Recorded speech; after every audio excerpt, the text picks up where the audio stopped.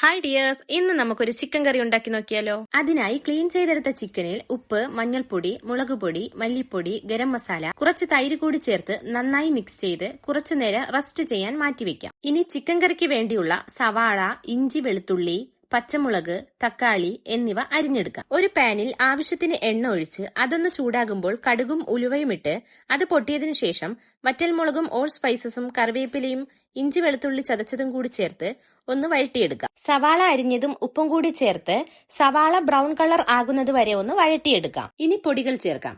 മഞ്ഞൾപ്പൊടി, മല്ലിപ്പൊടി, മുളകുപൊടി, ഗരം മസാലയും ഇട്ട് നന്നായി മൂപ്പിച്ചതിനു ശേഷം തക്കാളി കൂടി ചേർക്കാം. തക്കാളിയും നല്ലതുപോലെ വഴണ്ടതിനു ശേഷം മസാല പുരട്ടി വച്ചിരിക്കുന്ന ചിക്കൻ ചേർത്തിളക്കി കുറച്ചു നേരത്തേക്ക് അടച്ചു വെക്കാം. ഇനി അതിലേക്ക് ചെറു ചൂടുവെള്ളം ഒഴിച്ച് നല്ലതുപോലെ ഇളക്കി ഹൈ ഫ്ലെയിമിൽ അടച്ചു വെച്ച് വേവിക്കാം. ചിക്കൻ നല്ലതുപോലെ വെന്തതിനു ശേഷം മല്ലിയില കൂടിയിട്ട് ലോ ഫ്ലെയിമിൽ കുറച്ചു നേരം വേവിച്ചെടുത്താൽ നല്ല രുചികരമായ ചിക്കൻ കറി റെഡി. ചട്ടിയിലെ സ്വാദ് എന്ന എന്റെ യൂട്യൂബ് ചാനൽ എല്ലാവരും ഒന്ന് ലൈക്കും ഷെയറും സബ്സ്ക്രൈബ് കൂടി ചെയ്യണേ.